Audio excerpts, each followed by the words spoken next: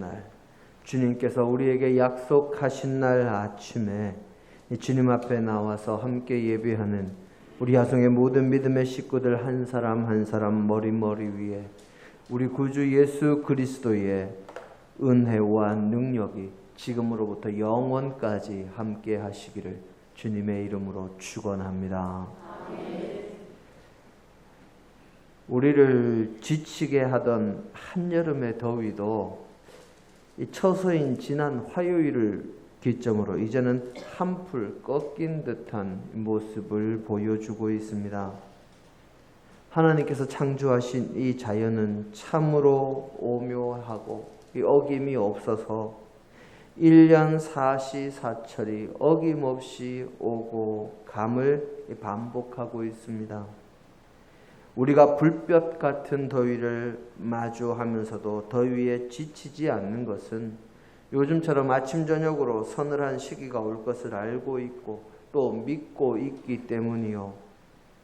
또 이제 시간이 조금 더 지나면 반드시 온 세상을 꽁꽁 얼리는 겨울의 영하의 추위가 오겠지만 그 영하의 날씨, 그 추운 날에도 우리가 낙담하지 않을 것은 그 뒤에 따뜻한 봄바람이 불어올 것도 알고 있고 믿고 있기 때문입니다. 우리가 녹음이 짙은 더운 여름에 시원한 가을, 그리고 이제 조금만 더 시간이 지나면 추운 겨울이 올 것을 알고 믿고 있는 것, 이 하얗게 세상이 변하고 꽁꽁 오는 추운 겨울에 따뜻한 봄이 올 것을 알고 믿고 있는 것은 무엇 때문입니까? 사실 하나님을 믿지 않는 사람들도 따뜻한 봄이 오면 그 뒤를 이어서 더운 여름이 오고 더운 여름 뒤에는 선선한 가을이 오며 그 뒤를 이어 추운 겨울이 온다는 것을 믿어 의심치 않습니다. 그 믿음의 근거는 세상의 학문인 과학이 말하는 지구의 공전과 지구의 회전축이 기울어진 것을 근거로 이야기하기도 하지만 그런 것을 모르던 시기에도 이 사철의 변화에 대해서 의심하는 사람들이 없었습니다. 그것은 사람들이 오랜 시간 동안 이어온 경험에 기반한 것이지요. 자신이 살면서 겪어보니 1년에 사철이 바뀌고 그것이 해마다 반복이 되더라. 나의 부모님 때에도, 나의 부모님의 부모님 때에도, 그리고 그 이전부터 이 모든 일은 반드시 이어져 왔다. 여름이 아무리 더워도, 겨울이 아무리 추워도 시간이 지나면 계절은 바뀌었고 또 바뀐다 하며 사람들은 자신의 경험에 의지해서 그것을 믿고 또 그 믿음을 의심치 않습니다. 그런데 왜 하나님을 믿는 믿음에서는 왜 그렇게 의심이 많고 왜 그렇게 세상의 유혹에 흔들리고 왜 그렇게 하나님만을 온전히 의지하지 못하는 것입니까?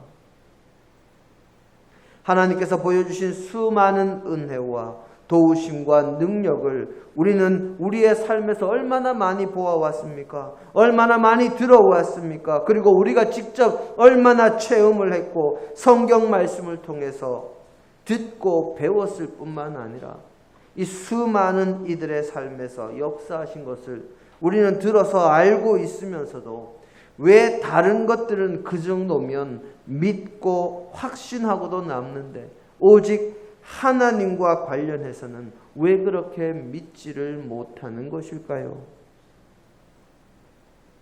그것은 첫째로 우리의 마음을 혼란하게 하는 사탄의 방해입니다.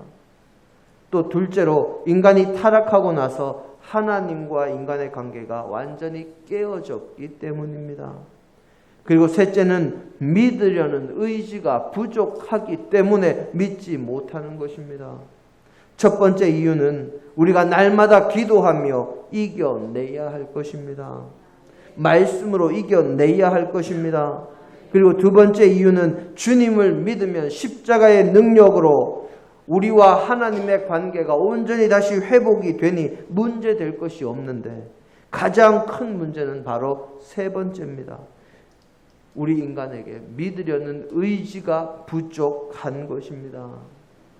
하나님을 믿고서 세상과 다르게 살려니까 힘들고, 하나님을 믿고서 세상의 것보다 하나님을 우선하려니 세상의 물질과 명예와 권세가 너무 달콤하고 세상적인 지식과 경험으로 판단하니 세상의 것을 포기하고 하나님만 바라보면 어려울 것 같아서 그렇습니다. 이런 모든 것을 이겨냈던 믿음의 조상 아브라함의 믿음을 보면서 우리의 믿음이 올바르게 자리 잡고 오직 믿음으로 나아가서 세상을 이기고 오직 주님의 영광의 깃발만이 온 세상에 나부끼도록 만들어가는 믿음의 자녀가 되기를 바라며 오늘 우리의 본문 말씀을 붙들고 함께 은혜를 나누기를 원합니다. 오늘 우리의 본문 말씀은 로마서의 말씀입니다. 로마서는 다른 서신서들과는 다르게 아주 특이한 점이 하나 있습니다. 바로 다른 서신서들은 대부분 사도 바울 자신이 전도하고 자신이 개척해서 세운 교회에 어떤 문제가 생기거나 또는 사도 바울이 권면할 일이 있거나 해서 그 문제의 해결 방향이 어떤 것인지 그리고 어떤 길로 나아가는 것이 올바른 믿음의 사람으로서 살아가는 길인지 알려주면서 이 올바른 믿음의 길에서 벗어나지 말고 세상의 악한 세력으로 인해서 미움과 고난과 박해가 올지라도 마지막 순간까지 믿음을 잃지 말고 이 주님이 오시는 날을 기억하고 저 영원한 천국의 기쁨과 행복을 생각하면서 참고 견디라는 이 말씀을 주는 것이 일반적인 서신서의 이 내용이었습니다. 그런데 그런 일반적인 경우에서 예외적인 서신서가 두 개가 있는데 하나는 개인적인 부탁을 하면서 믿음 안에서 바른 길을 가르치고 한 사람에게 권면한 빌레몬서가 있습니다. 빌레몬서는 빌레몬의 집에 종이었던 오네시모가 도망을 쳐서 살다가 사도 바울을 만나고 바울을 만나서 회심하고 바울의 옥바라지를 해주던 사람이었지요. 그런데 그가 잘못해서 주인의 집에서 도망 나온 것을 알고 그 주인이 바울이 알고 있는 빌레몬이라는 것을 또한 알게 된 바울이 오네시모의 손에 편지를 들려서 그를 빌레몬에게 보내면서 이 오네시모를 잘 봐달라 하는 개인적인 부탁을 하면서 보낸 편지가 빌레몬서입니다. 다른 서신서들과는 성격이 조금 다르지요. 또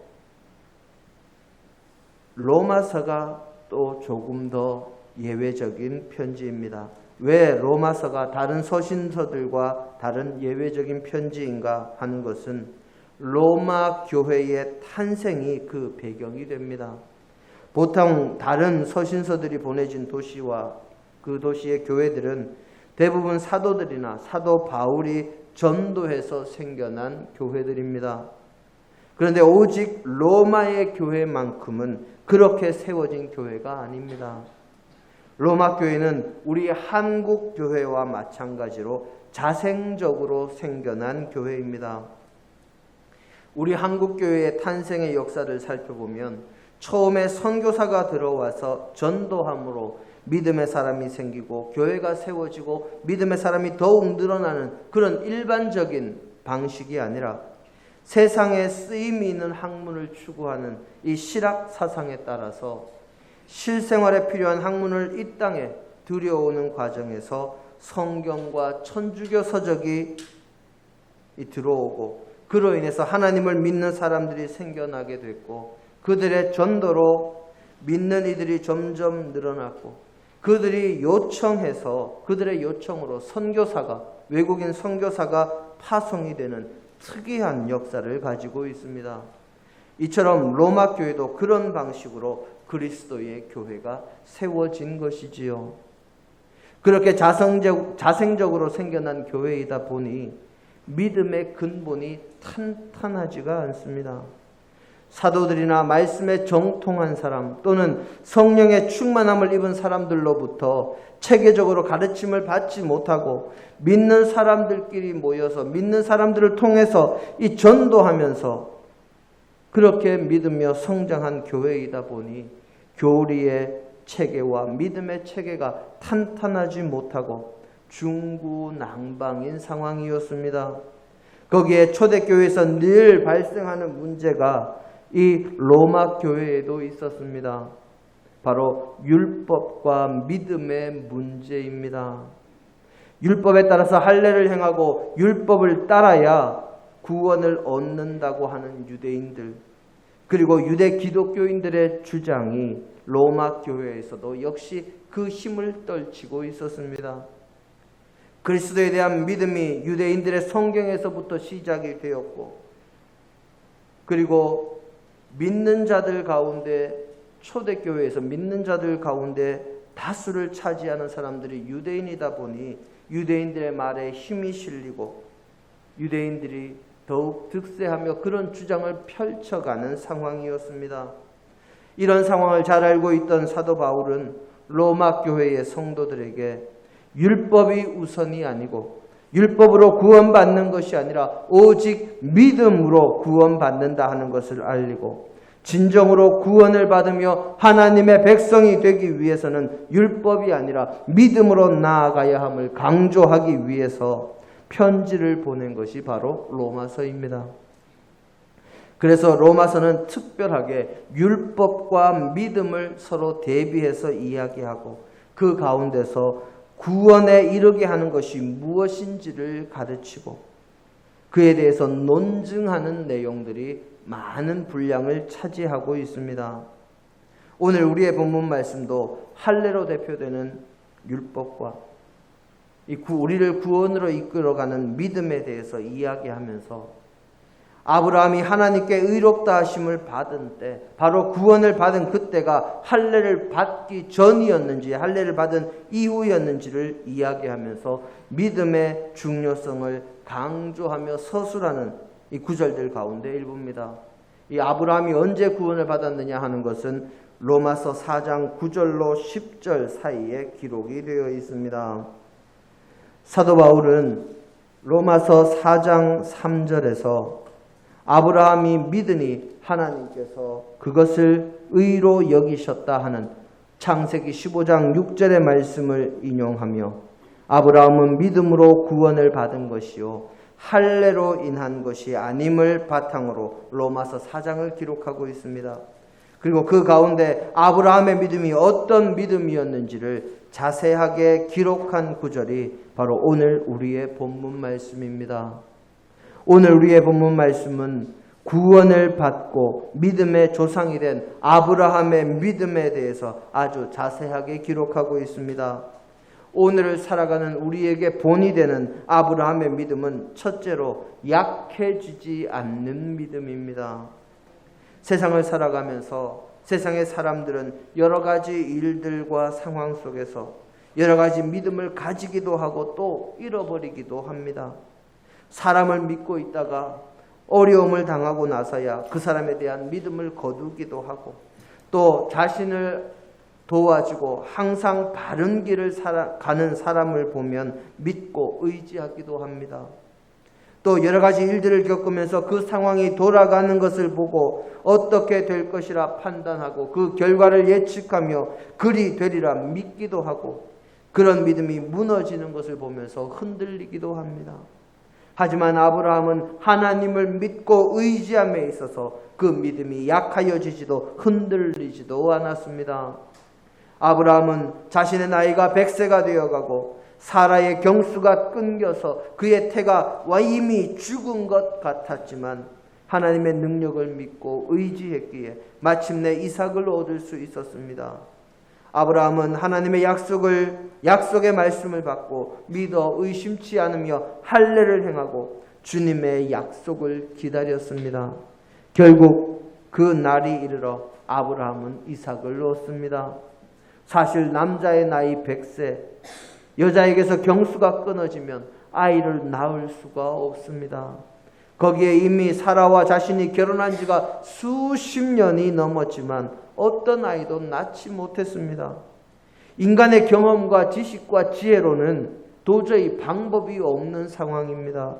하지만 그런 불가능해 보이는 상황 속에서도 하나님께서 하시면 된다는 것을 아브라함은 믿었고 그 모든 일은 사실이 되었습니다.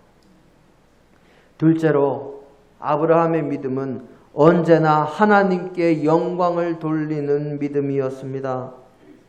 우리가 잘 아는 믿음의 사람이요 의인이요 당대의 완전한 자요 하나님과 동행하는 자라는 기록이 있는 노아는 창세기 6장 9절 이하에 따르면 모든 인간들의 부정과 부패와 온갖 죄와 악함과 이 강포함에 물들지 않고 오직 하나님께서 기뻐하시는 올바른 길, 의인의 길을 걸으며 하나님과 동행함으로 모든 인류와 생물이 멸해지는 그 대홍수에서 구원을 받았던 사람이었습니다. 그런 노아가 하나님께 영광을 돌린 것을 성경에서 찾아보면 홍수 이후에 딱 한 번밖에 찾아볼 수가 없습니다. 창세기 8장 20절에 기록된 것처럼 노아는 홍수가 끝나고 방주에서 나오면서 정결한 짐승과 정결한 새 가운데 제물을 취해서 하나님께 번제를 드림으로 영광을 돌린 것 외에는 그 어디에서도 하나님께 제사하거나 하나님께 예배한 것을 찾아볼 수가 없습니다. 그렇게 하나님 앞에서 경배하는 일에 소홀하던 노아는 홍수 이후에 농사를 짓고 많은 소출을 얻었을 때 포도주를 만들어서 마시고는 취해서 벌거벗고 잠이 듭니다. 그리고 그 일 후에 아들을 저주하는 일을 만들게 됐지요. 노아가 하나님 앞에 가까이 나아가는 것을 즐기지 않으니 그 가정에 불행한 일이 생긴 것입니다. 하지만 아브라함은 하나님을 만나고 하나님의 음성을 듣고서 하란 땅을 떠나서 가나안에 도착해서 하나님 앞에 제단을 쌓고 예배한 것을 시작으로 지속적으로 그가 가는 곳마다 제단을 쌓고 하나님께 예배하던 사람이었습니다. 우리 창세기 12장 7절로 8절의 말씀을 한번 보겠습니다.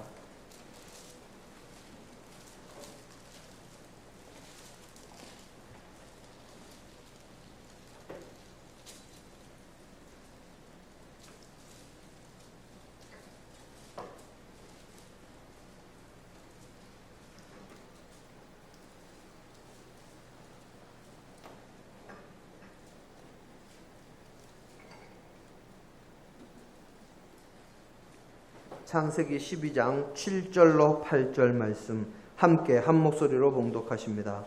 여호와께서 아브라함에게 나타나 이르시되 내가 이 땅을 내 자손에게 주리라 하신지라.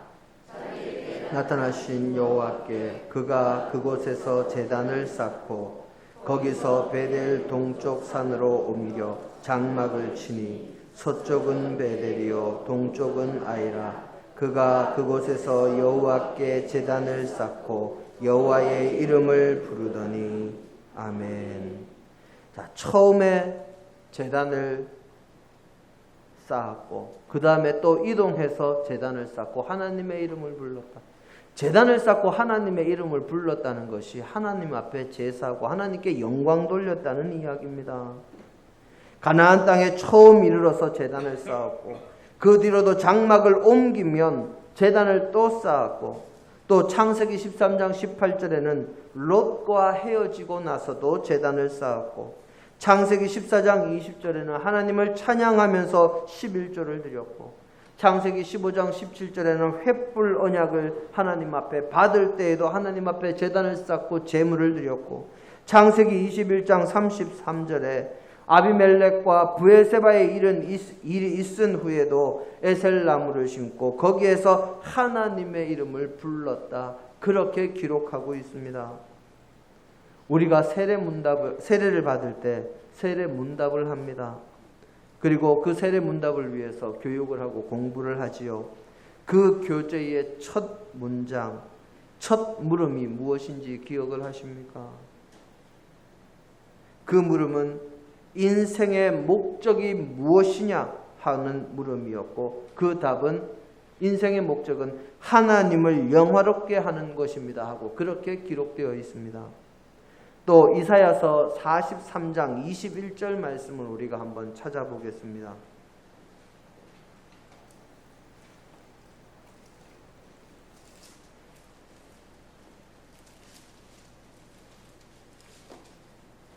이사야서 43장 21절의 말씀입니다. 제가 봉독해 올립니다. 이 백성은 내가 나를 위하여 지었나니 나를 찬송하게 하려 함이니라. 아멘.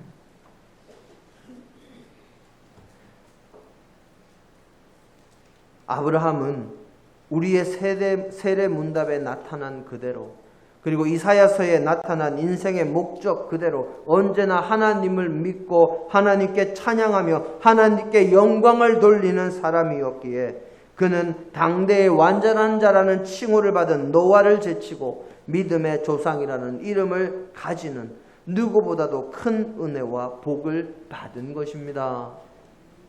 세 번째로, 아브라함은 하나님께서 자신에게 약속하신 것은 능히 이루실 것으로 확신하는 믿음을 가졌습니다.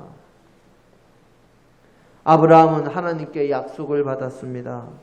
그 약속은 창세기 15장 5절 말씀에 아브라함의 후손이 하늘의 뭇별과 같이 많아질 것이라는 약속이요, 창세기 21장 12절에 오직 아브라함이 받을 축복과 후손이 많아지리라는 약속은 이삭을 통해서 이루어지리라는 약속이었습니다. 아브라함은 이 약속들을 굳게 믿었고 하나님께서 반드시 그 약속들을 이루어 주실 것을 의심하지 않았고, 하나님의 능력이라면 반드시 그것을 이루어 주실 것이라 확신했습니다. 그런 믿음이 있었기에 아브라함은 이삭을 번제로 바치라 하는 하나님의 말씀에도 동요하지 않습니다. 그리고 이삭을 하나님께 번제물로 바치는 일에 행동으로 옮기기를 주저하지 않았습니다. 바로 그런 믿음이 있었기 때문이지요.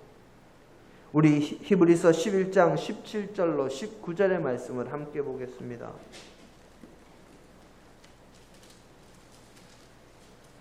히브리서 11장 17절로 19절입니다.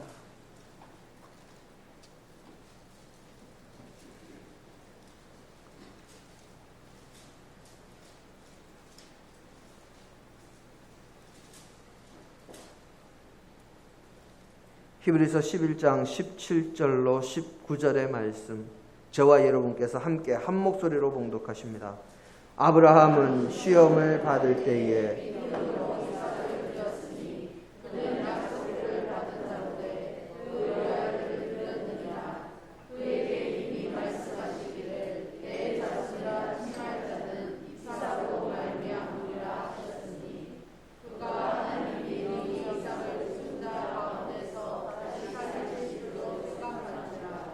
비유컨대 그를 죽은 자 가운데서 도로 받은 것이니라. 아멘. 아브라함은 하나님께서 이삭을 바치라 하고 말씀을 하셨을 때 이미 하나님께서 이삭을 통해서 자신의 후손을 하늘의 별과 같이 많게 하리라는 약속을 주셨기에 그 약속을 믿고 지금 이삭을 죽여서 번제물로 하나님께 바쳐도 하나님께서 어떻게든 이삭을 통해서 자신의 후손을 이어주실 것을 믿고 하나님께 번제물로 드리려고 했던 것입니다. 이렇게 하나님의 약속의 말씀과 하나님의 능력을 의심치 않는 믿음으로 아브라함은 이삭을 하나님께 번제로 바치라 하는 그 하나님의 시험을 이미 통과한 상태에서 그 시험을 치른 것이지요. 이로 인해 하나님께서는 아브라함에게 믿음의 조상이라는 칭호뿐만 아니라 하나님의 벗이라는 칭호까지 얻게 하셨습니다. 다시 얻을 줄로 믿었지만 하나님의 뜻을 위해 하나뿐인 독생자의 죽음이라는 그 마음의 아픔을 아주 흔쾌히 받아들였지만 그 마음의 아픔만은 엄청난 것이었을 것이기에 하나님께서도 우리를 구원하시기 위해 다시 살리실 것이었지만 예수님을 죽게 하셨던 그것처럼 똑같이 독생자를, 똑같이 외아들을 죽게 하는 그 아픔을 겪은 것이기에 하나님께서는 아브라함에게 하나님의 벗이다, 하나님의 마음을 진정으로 아는 하나님의 벗이다 하는 칭호를 얻게 하셨다고 이사야서 41장 8절에는 하나님의 벗이라 했고 야고보서 2장 23절은 바로 그런 일을 겪었기 때문에 믿음으로 하나님의 벗이라는 칭호를 얻게 되었다 하고 정확하게 기록하고 있습니다. 이처럼 아브라함은 오직 믿음, 흔들리지 않는 믿음을 가지고 늘 하나님을 찬양하며 하나님께 영광 돌리며 하나님의 전능하심을 의지하는 사람이었기에 믿음의 조상이라는 칭호를 받았고 또 하나님의 벗이라는 칭함을 받는 크신 은혜와 복을 받은 것입니다. 사랑하는 성도 여러분, 하나님의 크신 은혜와 한이 없는 사랑을 받는 주인공이 되고 싶으십니까? 하나님의 능력이 한없이 도우시는 하나님의 자녀가 되고 싶으십니까? 그렇다면 아브라함과 같은 믿음을 가지시기를 바랍니다.